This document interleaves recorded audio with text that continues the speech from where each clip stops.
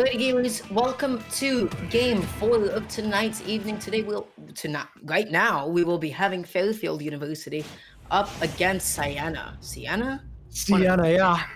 Yeah, and the Rather players aptly named after the respective schools, which is extremely helpful. Yeah, we've got Thunder 64 representing Fairfield University, and we've got Bibbers representing Siena. Like Falco. This is actually really funny that these two are fighting each other, especially on Battlefield, because both of them are like their own little cutscene characters, right? Yeah. They'll just keep you in their own, you know, they'll keep you in their own little circle of hell and turmoil, until they just eventually up there, down air, ooh, back air, ooh. Yeah, they both have really strong back airs. They both have solid, like, true combos that are very bread and butter. It was a really good drag down. That was just fantastic, quite honestly. Yeah, it was really solid. Falco is a character that gets a lot of mileage out of drag downs. His nair is honestly more deadly than his dair. A lot of people like to talk about like Falco dair, that 6 spike, but like the nair is what'll really get you a lot of the time, and the forward air. Falco forward air, when it trades, it has a spike hitbox even when it trades. So if a quick draw recovery is trying to come in, you can just jump out in Ike's face and forward air, and if he lets it go, you'll trade, but the Ike will still get spiked off stage.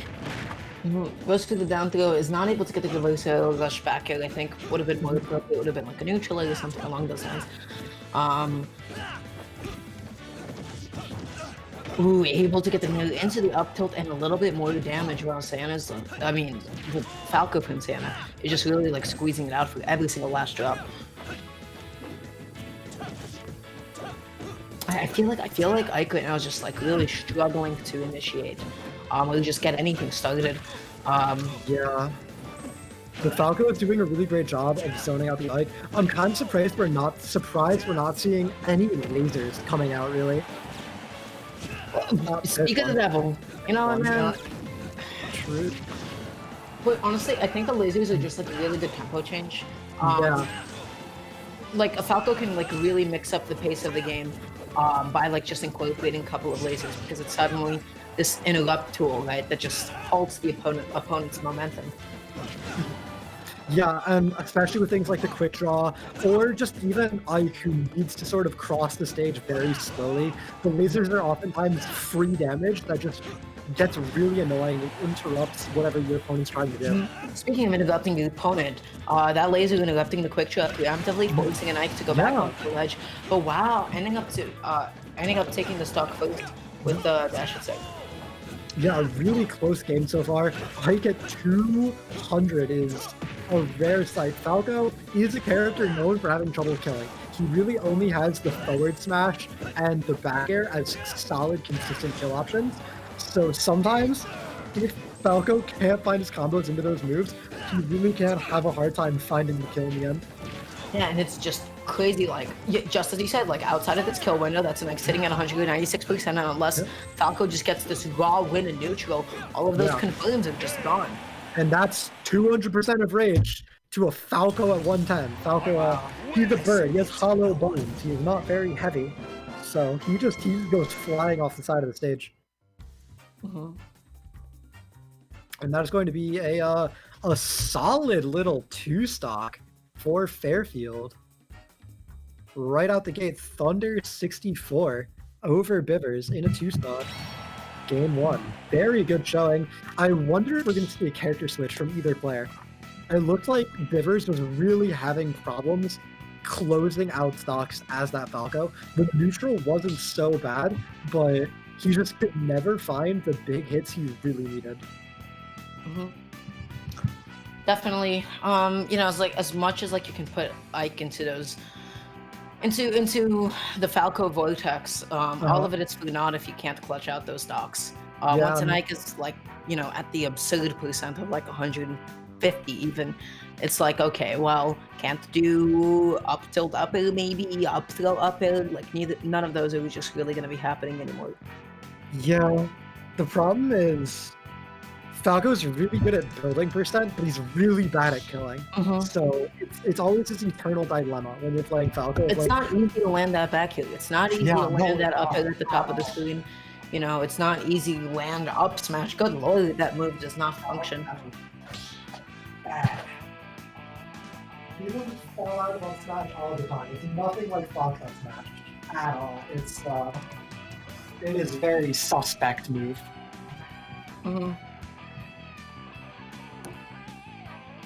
Which is not what you need when you're playing against Ike, because Ike is a character that you need to get your kills on. If you let Ike live for a long time, he's going to turn it on you. He's going to make it happen, and you're going to be sad about it.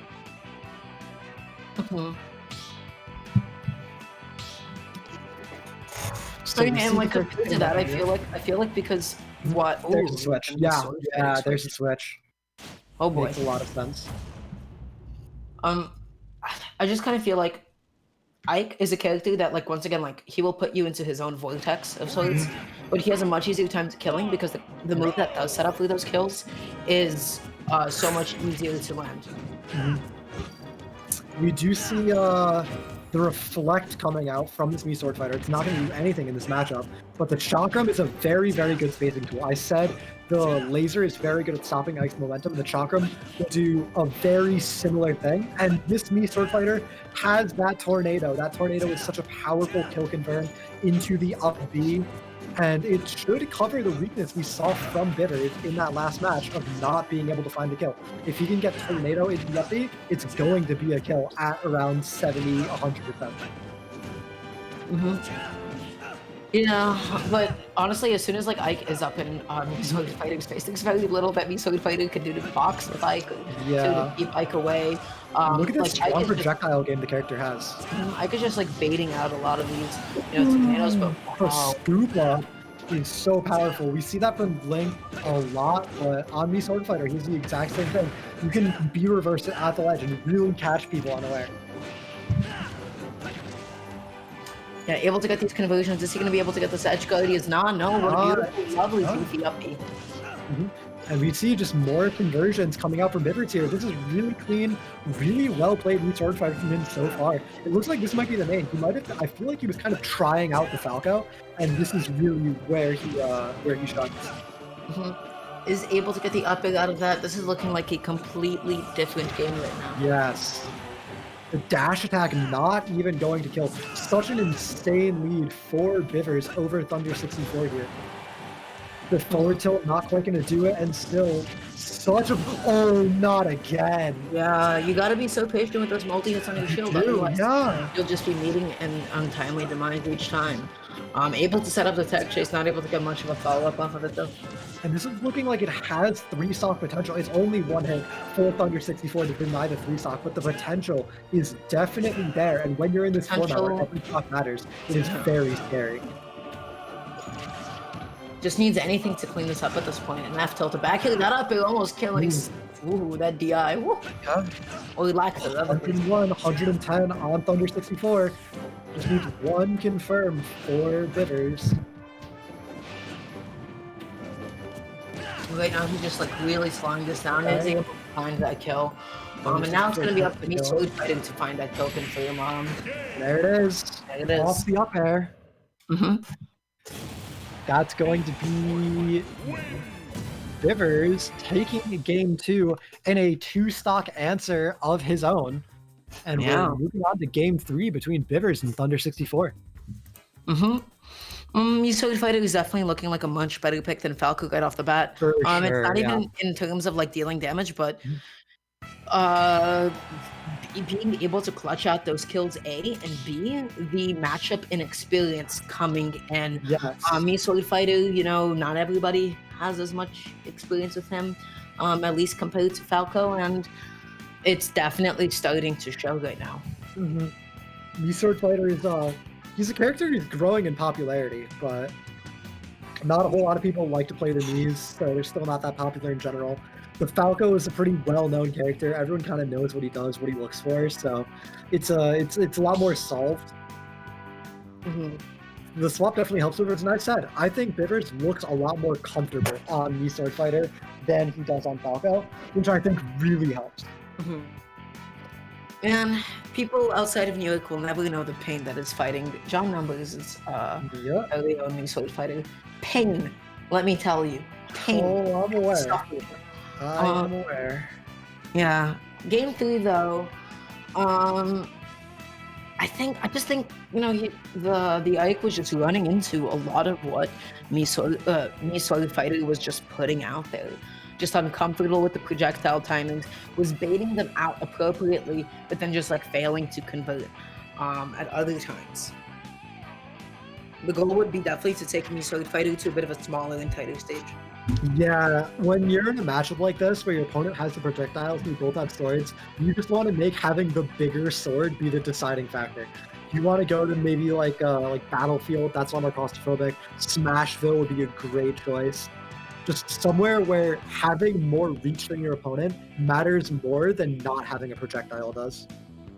Mm-hmm.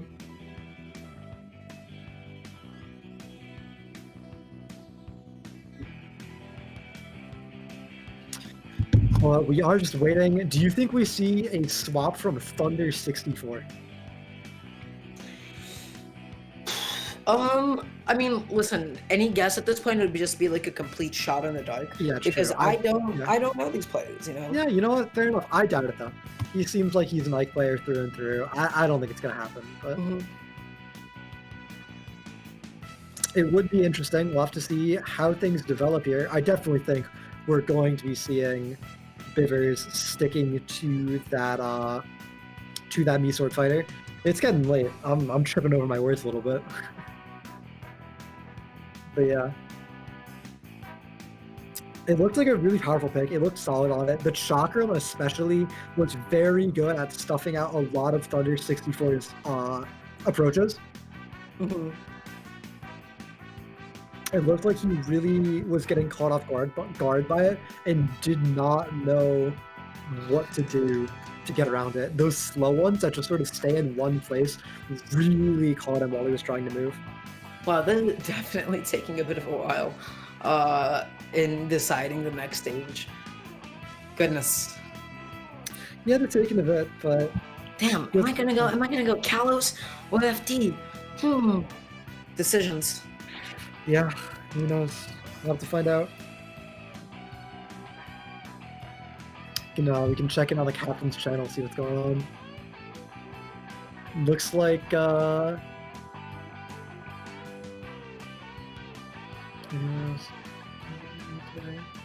looks like they're just kind of talking. They're just like song for Thunders is asking what specials the Me has. He wants to know for the matchup. So okay. So they're just clarifying that. So we should be getting into our next stage pretty shortly here. It looks like it's probably going to be Kalos, which doesn't feel like it makes a lot of sense if I'm the Ike. I want a small stage where projectiles won't matter, especially linear projectiles. Yeah, especially ones that have Kalos. like enough startup or land lag that like either like you're able to react to them at close range and punish, or you're able to bait it out and then jump over and punish, right? Because when you have a bit of a closer space, it's much easier to set those up, especially against somebody like me, Sword Fighter. Yeah, I agree. I think Kalos is probably a really weird stage selection, but it looks like it is what they're sticking to, so we'll have to see how it pans out. I mean, I can't complain. I do love me some Kalos, so... Mm-hmm.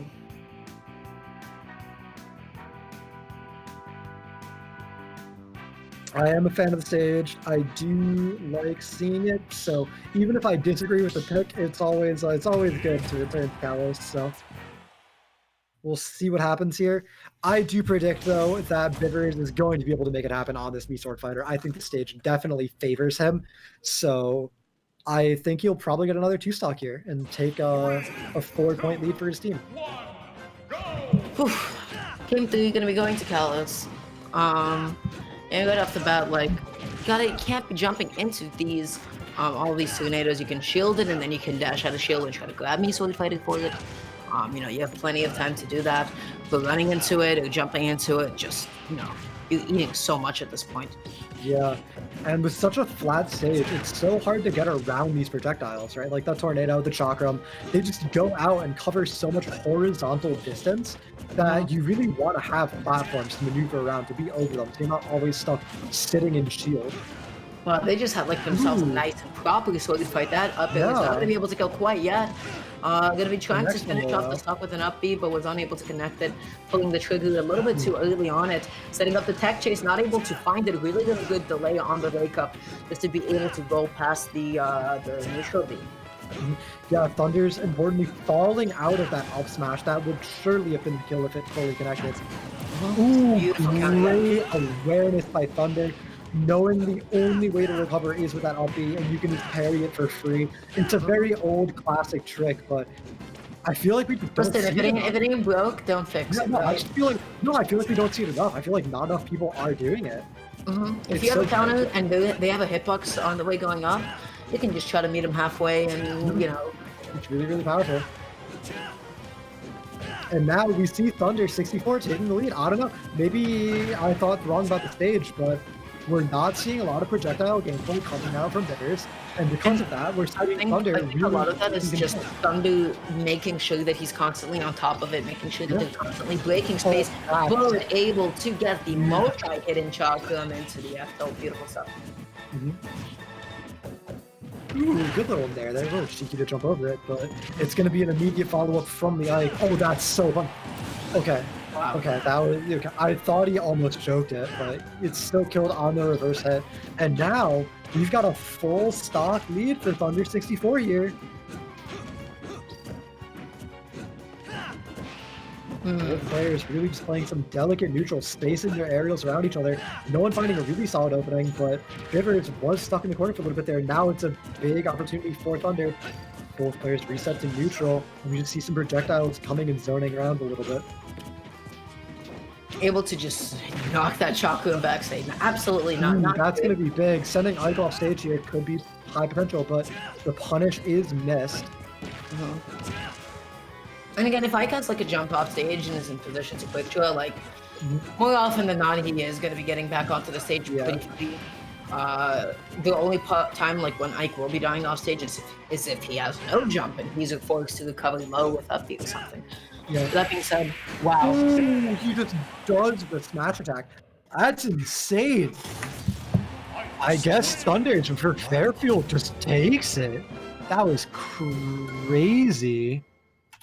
All right, and that is going to put Fairfield in the lead in this match by 4 points here in a crazy first set of the match. Yep, Thunder took it pretty convincingly. That was just a really, really good showing on their part. And I do believe we're actually going to be seeing a production switch. Or is that going to be happening only after the entirety of the school matches? I am not positive. But what I am positive about is that next up we have Teenals coming in for Fairfield, coming in against Waffle for Siena. So we're going to take a quick little break, and when we get back, that's a very great matchup to be looking forward to. See you soon.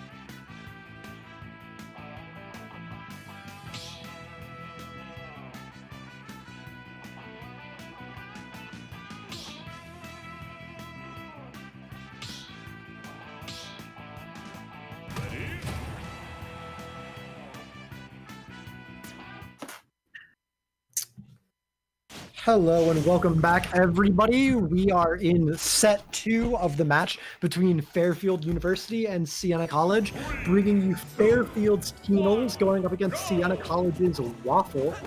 And this is going to be Toon Link Sonic, not a matchup that you see transpiring quite often, as a matter of fact. No, not at all. Both characters are very content taking their time, but can definitely also choose to go in and really scrap it out whenever they want. So it's a very interesting, weirdly paced matchup. Yeah, weirdly paced indeed. Honestly, this is tough for the Toon Link. I feel like a lot of what Toon Link's projectiles do, as opposed to other characters, is they control space. Yeah. Rather than specifically targeting the opponent, they control space in the area around them. They're very slow moving, they're not burst projectiles, right? They try to force the opponent to move into linear patterns. Yeah. And the thing is with Sonic is, Sonic can literally just wait him out more often than not. Sonic has almost nothing to worry about. Yeah, I definitely agree. I think the matchup is definitely Sonic favored, but so far, getting into it, it looks pretty even. Neither player is really finding any crazy openings or advantages for themselves, but I do agree that Toon Link's projectiles are a lot better against slower, fatter characters who really don't have mobility options to weave around them. When they're the ones that are forced to be the one approaching Toon Link constantly. Yeah. Sonic is the one that, like, okay, Sonic gets the lead, Sonic no longer has to be the aggressor for the rest of that game. Able to get the up air, is going to be able to connect, is not going to be able to connect the second one. Had the right idea on that F smash, but you know what? 3 consecutive F smashes, and it turns out that the Toon Link from Fairfield is going to be the one to get it. Yeah. It's going to be the early lead coming out for Fairfield's Teenals, but hope is not lost for Siena's Waffle. 152% is definitely well within kill range. We could even see it here. That up air barely misses, unfortunately. Ooh, I like that Stalin fall attempt into the up B. Yeah. That's just a really smart way of getting back onto the stage quickly without being vulnerable to Sonic. There's the back air. Only 41% separating the two players. Means that Waffle can continue pretty comfortably here. He's going to recover off of that, and he just needs to build up a little bit more percent back. Yeah, just like that, and the game's basically basically even. There's a really nice solid way of getting a little bit of damage for yourself. You see Toon like sort of overcommitting to like those bomb grabs, and Sonic was just able to get a free. Oh, mamma mia. Yeah, and now we have Toon Link stuck off stage, but the reverse hitbox of that uppie is going to drag the Sonic in. Now Waffle looking to take this stock with Teenals sitting at 113 means a back air near the ledge would do, a forward smash would do it as well, and we see Waffle really wants it. Ooh, that's a spin dash into forward, very, very solid, nice and classic. That's what Sonic's looking for at the edge of the stage. Yeah. That's what they want. That's the easiest way of getting kills, albeit very inconsistent at times. Yeah, it can be inconsistent, but when it works, it does work very well. And we see Waffle breaking out with a solid lead here, racking on a good amount of percent. Some really great extra credit. Only 113 on his name means it would take a really big hit from Teenals to even things up. It's probably going to be one more neutral loss before he's really in danger of dying, which means he has plenty of time to rack up more and more damage onto Teenals.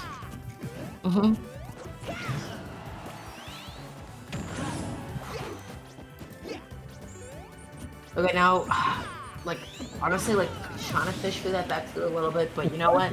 You cast the line 10 times, you throw a tug on it once, and congrats, you caught yourself a nice delicious C that. And with Sonic, whoa, it's a C plus at least. A C plus. Fairfield right now, doing like, just doing a good job of like slowly coming back from this percent deficit. But I don't know, it still might be a little bit too late. Toon Link is not a particularly explosive character. No. Sonic is very steady as well. Like when Sonic has a lead, he has a lead. Yeah, and there it is. That's going to be the one stock going over to Siena's Waffle.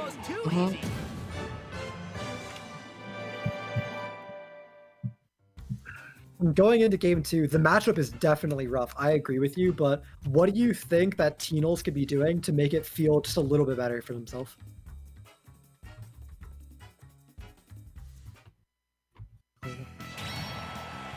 Oh, well, we have some internet problems. My hello, Darmgar. Hello, sorry, my Discord was Uh, acting up a little bit. Okay, so going into game 2, what do you think Teamos could be doing to make the matchup feel a little bit better for himself? Any like stage selection or difference in playstyle you think could come in? I don't know. It's such like a tough set to dictate because I feel like the smallest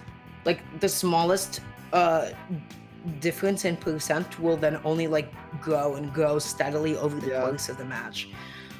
Neither of these characters, once again, are like particularly explosive. They're very like slow. They're very steady.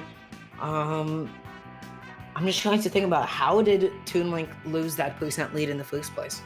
Just the spin dash just got through the projectile wall, right? Like he just kept trying to like throw Okay. a Boomerang an arrow, and the spin dash connected with him. So I think the biggest adjustment that Toon Link could make here is to probably either A, position themselves a little bit farther back from Sonic, away from the burst range of things like, you know, the homing attack, so that they could pull out those projectiles in peace, or B would be to try to actively bait those out by sort of jumping into Sonic's threat zone a little bit better, make it seem as though they're going to go for those bomb pulls, those projectile pulls, and then end up actually just whiff punishing Sonic.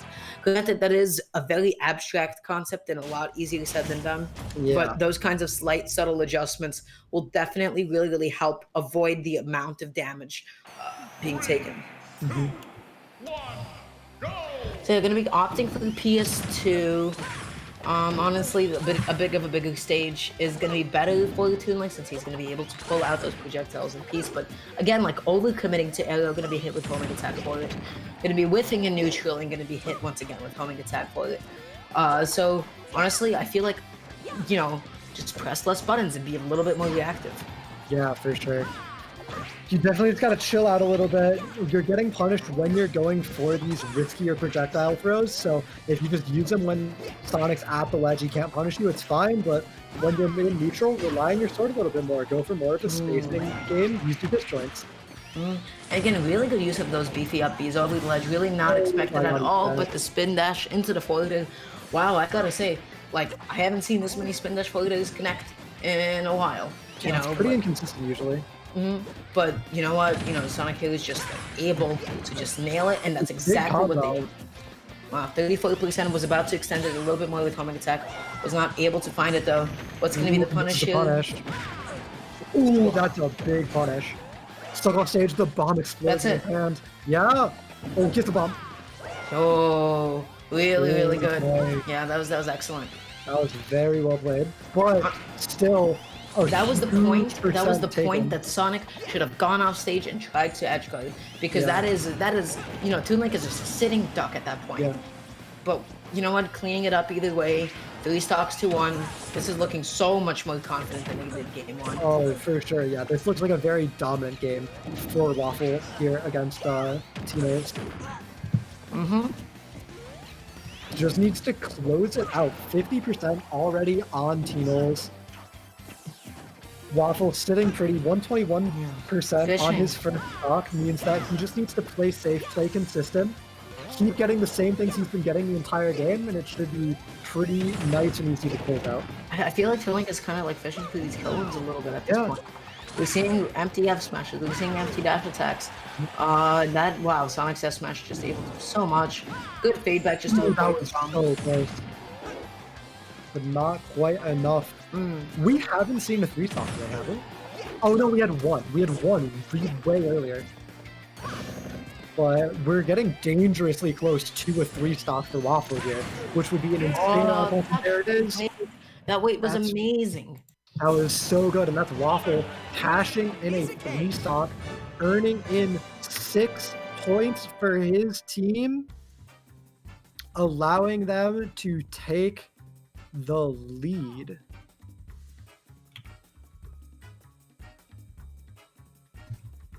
My spreadsheet's a little messed up, but it is now 6 points for Fairfield to 8 points for Siena. Okay, so this is like this is still like really even. Any team can take it at this point in time. Do you happen to have the names of the next players jumping in. Yeah, next up we have Fairfield University's Trobs going up against Siena College's Pango. Pango being the team captain for Siena College.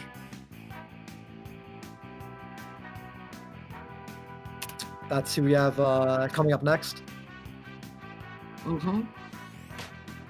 I don't really know that much about either of the players, but I do know that as team captain, I sort of expect that higher level of play to come out from Pango. I want him to be the shining beacon through which his team is rallied. And if he's playing better than Waffle, it might really be a force to be reckoned with going forward here. So Trovs might have to look out a lot here.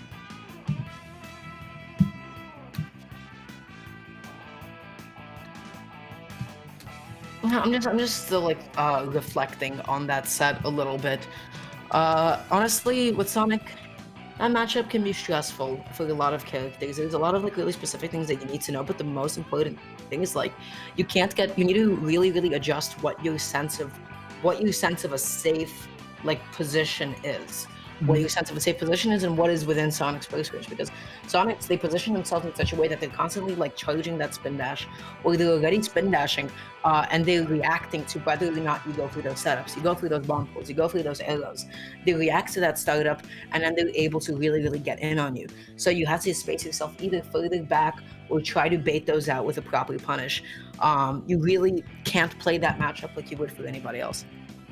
Yeah, it's just playing against Sonic is so crazy different compared to like any other character. You just always have to switch things up, change how you're fundamentally approaching the game. It's always really rough to have to do, but we didn't quite see Tino's be able to pull it out, but he almost did. He had some really good showings there. So we just check in on the captain's channel. It looks like we have the match starting pretty soon. We've gone through all the bands, and it looks like we're going to be going to Pokemon Stadium 2 for our first game of the set between Trobs and Pango. And gamers, once again, just a nice little quick reminder, we have been here for a long time. This is going to be the final game, or rather, like university versus college like match being played on stream. So once again, keep yourselves hydrated, make sure to support and follow this account, and walk up and stretch every once in a while. And now I'm getting a little bit excited because for those of you guys that do not know at home, I am a Ness main, and I show you if there's anything I love more than playing Ness, it's talking about Ness. Of course. It's fighting Game & Watch, because boy oh boy, this matchup sucks. This matchup I hate Game & Watch. I hate Game & Watch so much. I don't know if I personally hate Game & Watch like that, but on paper right now, this matchup super difficult for Ness because he's not able to go with like those fully spaced grounded PK fires. Game & Watch is able to mash out Bucket out of disadvantage, but if the Ness were to be really knowledgeable on this, they would know that they could go for a lot of those PK fires since the actual projectile doesn't give them too much. But yeah, Game & Watch just able to get out of PK fires so easily with Up B. Yeah.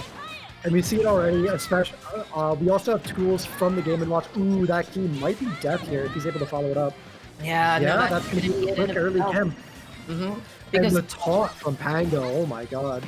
Ooh, able to get the double neutral, like some really good damage. You have to be so careful about jumping, and we're going to get a double jump in this matchup. Otherwise, Game & Watch is just going to have a field day edge guarding you.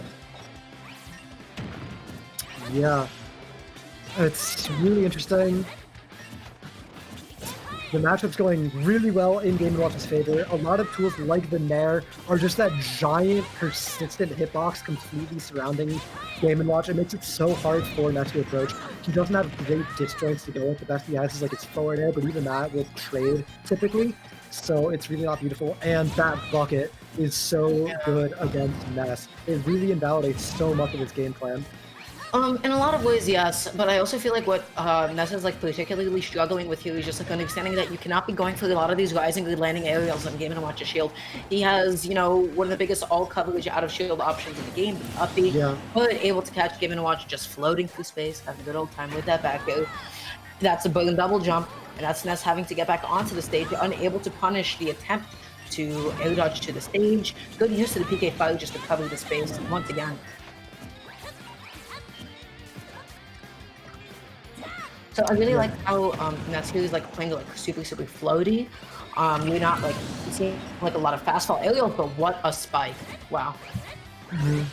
Yeah, it's just Game & Watch is such a hard character to play against. He punishes you so hard for making small mistakes. You throw out a PK Thunder, and when you remember you're playing against Game & Watch, you get bucketed, right? Like you misspace something barely against shield, you get up BP'd. It's so rough. And Pango is a skilled player. He's playing the matchup great. And I mean, with how bad the matchup is, it's major props to Trops for making it look this competitive so far.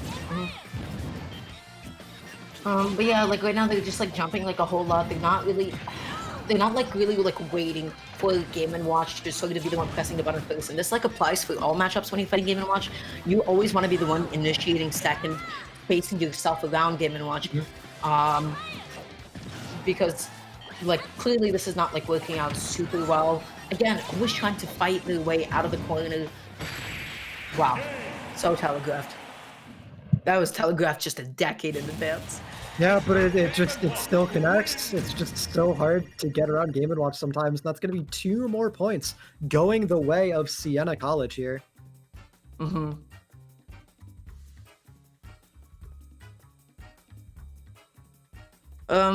There's like a lot of adjustments that need to be made here.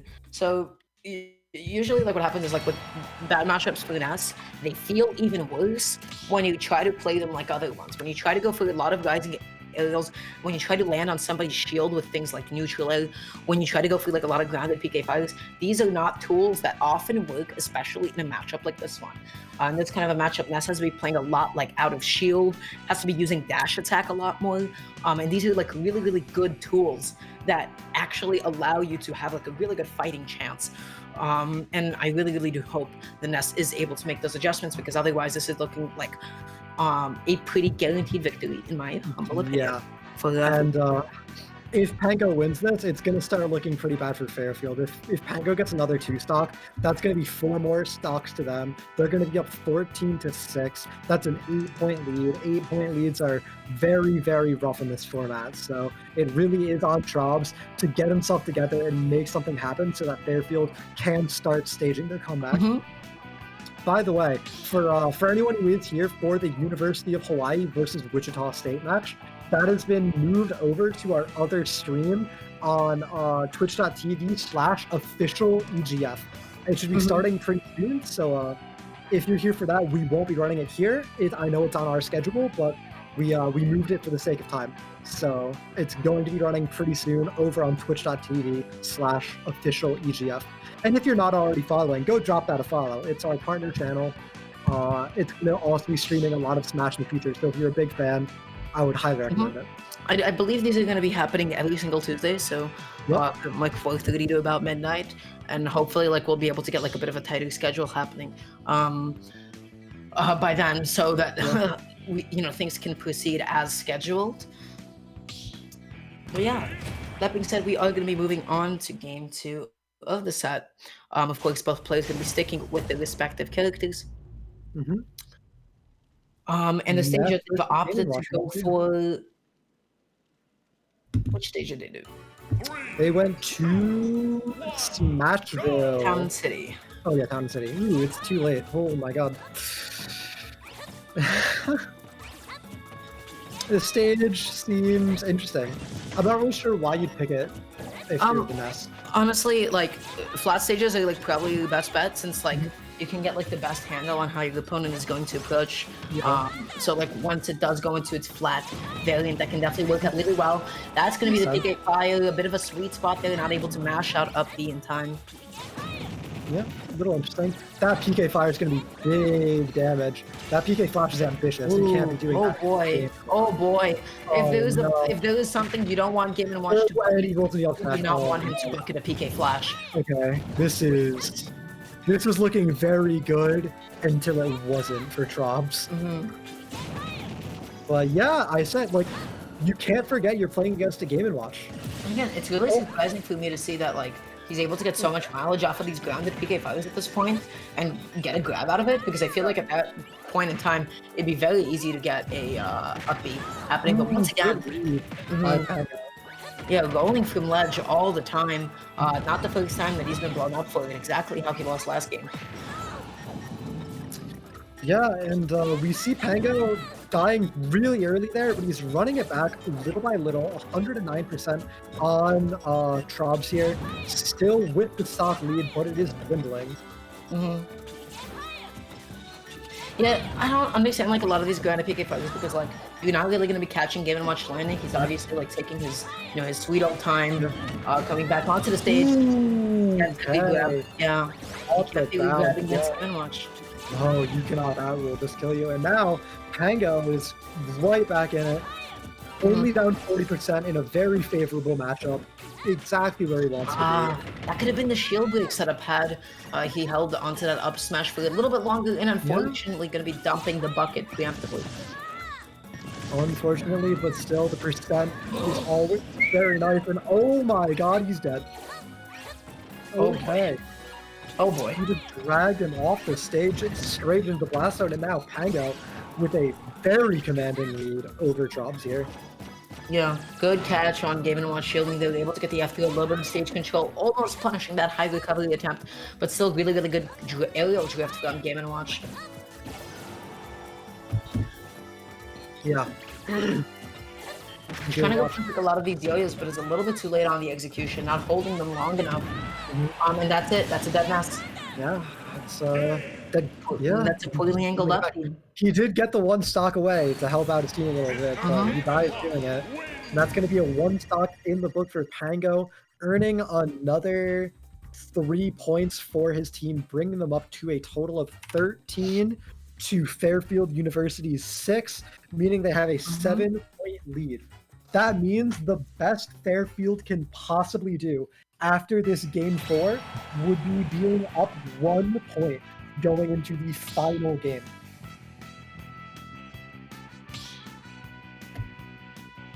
It's not out of the realm of possibility. It is completely possible. But IV and Riku Please for Fairfield University would need to be their clutch star players. They would need to pull out all the stops and make it happen against X-Roy and Knight from Siena College. But Siena played last season, and I remember X-Roy, and he was a very skilled player. I believe he is a Roy player, and it was fearsome the way he played the character. It looked so oppressive when he played against people. It looks like they had no options. He was just so good at pressuring them and covering everything they wanted to do. So it is a very uphill battle for IV coming up against X-Roy in just a few moments. Yeah. And with that being said, guys, we are going to be taking a quick little intermission until our next few people jump into the arena and are ready to go. So we'll see you guys in just a minute.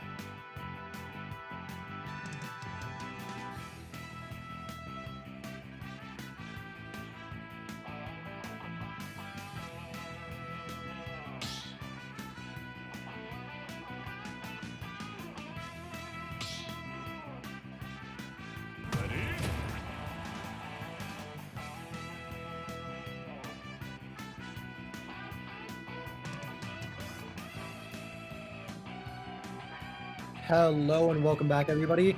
We are just about to get into the match between IV and Xroy in just a few moments here. So they were just waiting for us to give them the go-ahead. I gave it to you. So they are locked in and ready. Let's see if my memory checks out. It's a Korin. And it's another Bowser. How many Bowsers are we gonna see tonight? There was some Roy player that I'm thinking of, but I'm just too tired to remember, I guess. But anyway, we do have Siena's Xroy on the Bowser going up against IV on this Korin here. And out the gate, we see some big damage getting racked up for Xroy, but an immediate response from IV. Yeah, Korin, you know, people definitely can sleep sometimes. Korin can be like a really menacing juggler, has some of the scariest frame traps in the game, especially with the back here. It's just going to be like a definite struggle for Bowser to be able to land. But I will say, Korin, compared to most of the swords in the game, has some of the least safe aerials on shield. Yes. And Bowser, you know him, you love him. Bowser loves punishing unsafe things on shield, that's for sure. So we've got a little bit a little bit greedy trying to hold that option by IV, and Xroy punishes it immediately. Oh wow, poorly positioned to be able to connect the jab. I would have expected something like up B. Oh, that fire breath is going to be a big damage. Big damage, extra stage control. Like, literally no downsides to connecting. Xroy a little stuck in the corner here. Let's see if he can make it out. He can. Oh, there's no follow-up on that. It means that Xroy really holds on to life when he should not be allowed to. It's gonna be difficult for Korin to clutch out the stock, like once again, unless like a really like good hit of up air, like something. Up throw will do it. Up throw 200% more than enough to be able to take it. Not gonna be looking for the 2-frame at that point in time, and perhaps just really mistiming it. Overcommitting a little bit and taking a bit of damage where wasn't necessary. Yeah, it's a little unnecessary. A really big lead for Xroy here over IV. Any stray hit will really end up killing IV, but there's a lot of work still to go. Speaking of stray hits, how about a whole grab that just drills you into the ground? That's a meaty hit. But now trying to get something set up with the falling neutral leg, but unfortunately going to be slightly misspacing it. Does Korin get any follow-ups at this point out of throws? Probably not. Yeah, you're able just to DI out of the down throw and, you know, just effectively reset neutral. Yeah. Just get that reset, keep playing neutral. With how Xroy's been playing, if he just keeps resetting to neutral over and over again, he will come out on top. He's been winning more often. He's been getting the bigger punishes, so he's really just playing with a lot of safety here and doesn't need to do anything crazy to just come out on top. Nicely timed landing, just to be able to shield that on time, but still going to be just dashing into the out smash, which is a really good call out on the aggression from the Korin. But there it is. Good lord, there is no way that DI was legal. No. That's going to be one more point going in favor of Siena College. Xroy coming in, playing cleanup duty here. And what do you think we could see more from IV to make this look better? Because this matchup did not DI, please. Okay, yeah, for sure. You could still just be living a whole lot longer. Yeah.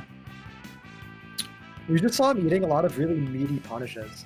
Like, he kept doing some greedy options and getting punished for it with the entire stock going away. So if we just see him chill out, play a little more patient, space some more aerials a bit better, it could be a lot better for him. Yeah. I don't know, it's difficult to say because, like, again, like, Korin, you know, has a tough time killing, right? Like, the only time when, like, we really saw, like, unless Korin is gonna get, like, some really ridiculous early pins, Korin will not be killing until 190. Korin kills you at 70 or 190. Pick one. Yeah. You know? I just wanted to, like, maybe some more attempts to try to get, like, an early kill with pin off stage. Yeah. You know, as long as you space those nicely, you'll be able to. Yeah, that's a very predictable recovery. We could even see Korin run off stage, stand in front of the ledge, and counter, right? Like, core encounter's insane, and Bowser has nowhere to go besides the ledge, so it should be pretty free to just get an easy kill off that. But we need to see Corrin, IV, putting X-Roy off stage in the first place to have those opportunities. Mm-hmm.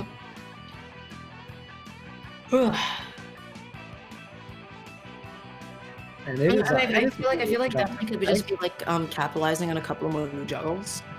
As well, like as soon as it's set up. Corrin can really mess up Bowser vertically, just like stop him from landing a bunch. Yeah. And I just feel like we didn't see that a whole lot in the previous game. Yeah, very true. We did not see like any juggling, and Bowser has a very hard time getting down. Whew, it is late. Thank you to everyone who is still here. We really appreciate everyone just coming and watching these great games we have for you guys.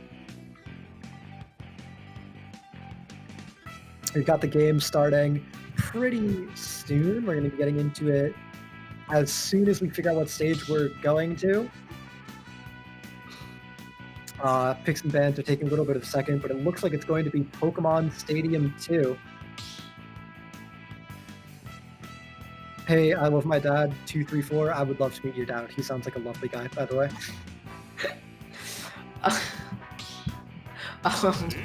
We're going into PS2 here. No that statement just broke me, man. That statement just broke me. I actually have no idea what to say to that. All right, true. Yep.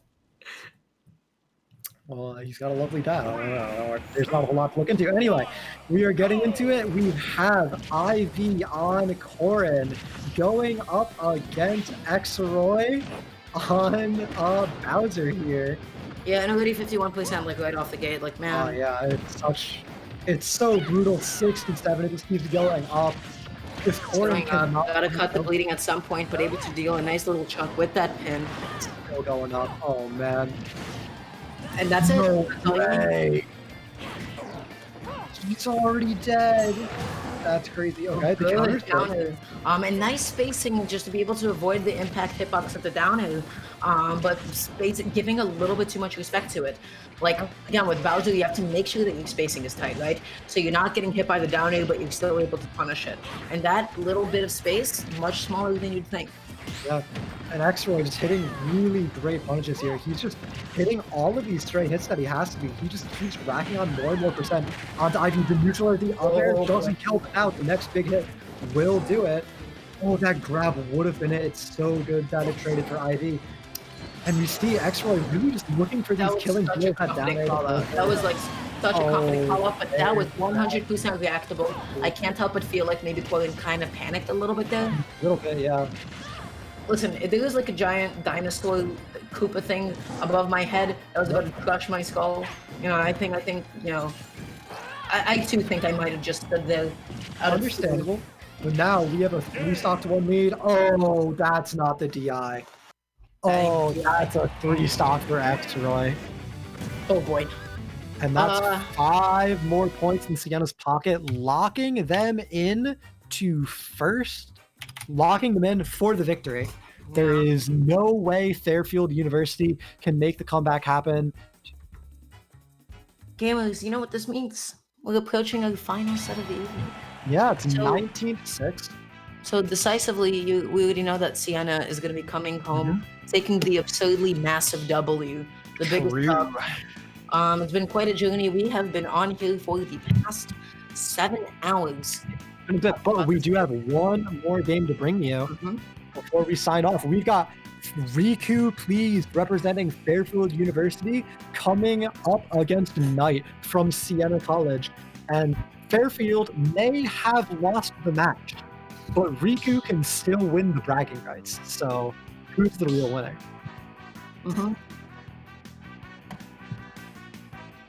We will be bringing that in just a few moments. It looks like the players are actually just completely ready. They're already in pick and ban. We don't even need to cut to a break here. They're ready to go? Straight into it, yeah. They're just going straight into it. Well, this is the first time I played this all day, and let me tell you, music to my ears. Well, we've got the team captain for Fairfield saying we ban FD in chat. So I don't know if Siena's around to see it, but they are ready.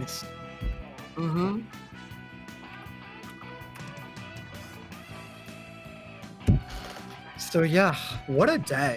we've seen some really great matches so far, huh?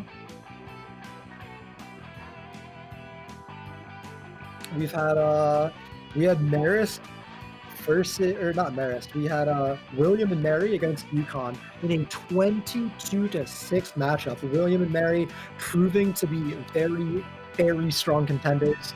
After that, we had University of Colorado versus Mississippi State in a much closer game, ending 11-18. The final match coming in, deciding. I mean, like with all that being said, I feel like we haven't had any like actual like sets today or matches today where it was dependent on this game 5. I feel like the victor of each match was already decided before it went to that game 5, you know? Yeah, but it's really great to sort of see these beginning calibration games where the teams are all figuring each other out so that down the line, when we see something like Marist versus William and Mary, we really know we're in for some really high quality competitive games, you know?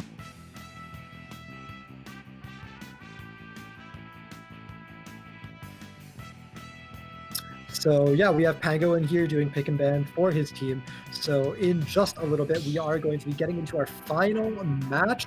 Requeue, please, for Fairfield University going up against Siena College's Knight, playing for the bragging rights, playing for pride, playing for a little bit of swag, I hope. I would love to end the night out on a Captain Falcon ditto, you know, something like that. I doubt that'll happen, but Listen, I just want to see some stuff, dude. There's nothing on the line. You gotta spice it up for the fans. for the fans, for the culture. Yeah. That's not what you're doing before, then what's even the point? All right, and I hear that ready, which means we are ready to go. Or not, who knows? All right, well, I got bait a little bit. Oh well. It looks like the stage we're going to is going to be Smashville, though. The fans were Battlefield, Yoshi's.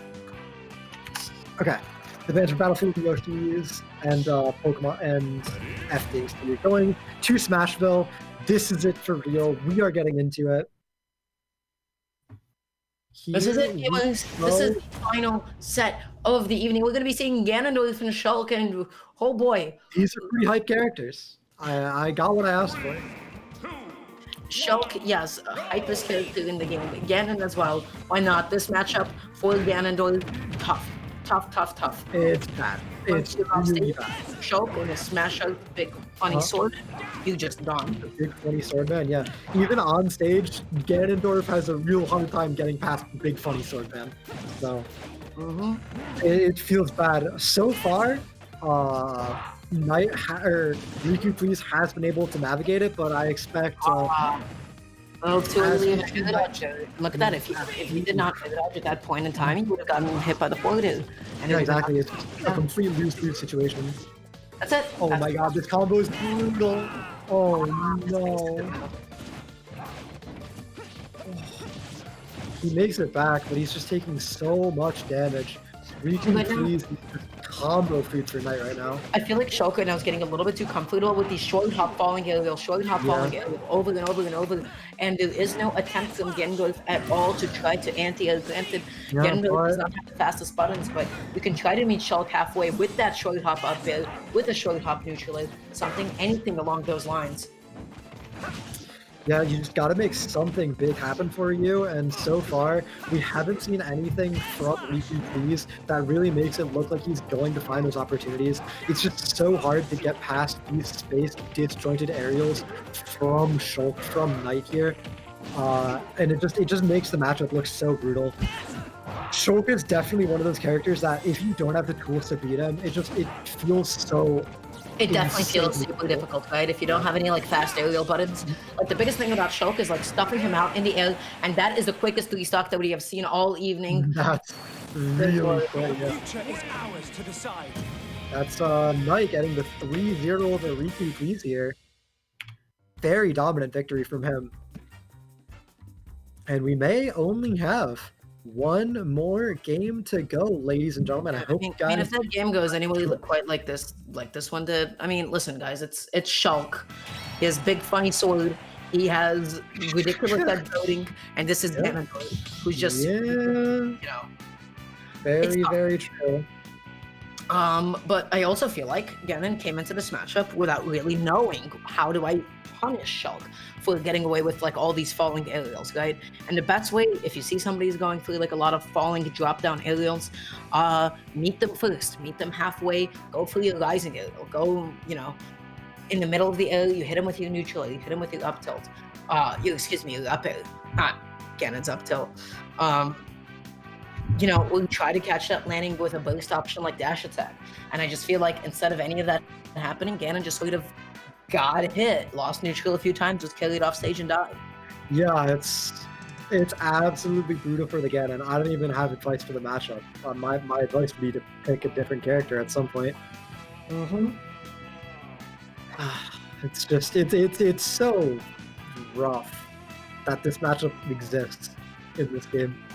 It's kind of really crazy, and it looks like the pick is going to be Kalos. What a way to end the night! God, I couldn't have scripted it better. Last game of the night potentially on Kalos. Beautiful, magnificent. Man, I didn't know Kalos was all that, but you know what? I'm happy for you. Kalos. I'm happy that you know you were able to Kalos find fan. satisfaction in this. Yeah. So we're heading off to Kalos. I wonder if we're going to see a character switch off to Ganondorf. I have to imagine there's no way a Ganondorf picks Kalos into a Shulk, right? But I mean, what other stage would you pick? No isn't so bad because like you actually have the space to dash back and position yourself, and with that makes sense. You do see the Pac-Man pick coming through, though. Pac-Man is a very different character from Shulk, or from Ganondorf. Yeah, honestly, a complete 180. You know what? Pac-Man has. He has a very nice, delicious floater that combos off of rising, and that's really helpful to have. Able to meet Shulk halfway up in the skies. Oh my god! How broken is Shulk already? We see an insane 73% combo to the mouth. Oh, that's punishable too. Buster's. Oh my god! Oh, he's dead. He's dead. What a 0 to death! Oh my god! Knight is not pulling any punches against this Pac-Man right now. He wants to go to bed. That punish was actually ridiculous. It's insane. Connecting all of these neutrals. You're already at 46%, finally able to get some percent of it on. Back on Buster. Here we go. It begins again. Look at this momentum. Oh my god. Oh, stop. He's already dead. No. Man, Smash Heads is ridiculous. It's so crazy. Like, what could Riku please do right now? Like, I'm sure he could do something. Like, Shulk's not a top tier, but like, when a good Shulk player plays, it just looks so ridiculous. Yeah, like, I just feel like he's overwhelmed right now. This is what I look like when I play overwhelmed, right? Like when there's just so much stuff happening. Shulk putting out so many hitboxes, each one scarier than the last. Exactly, yeah. That's it. I mean, it's just so insane. What an ending. Yeah, it looks like it might be ending on a double 3 stock. There is a chance for Riku to pull it back against Knight, but Knight is looking like possibly the best player we've seen so far. It's absolutely ridiculous how well he has been performing over the 2 games. Yeah, that's it. GG's. Good night, gamers. That's it. Double 3 stock. All right.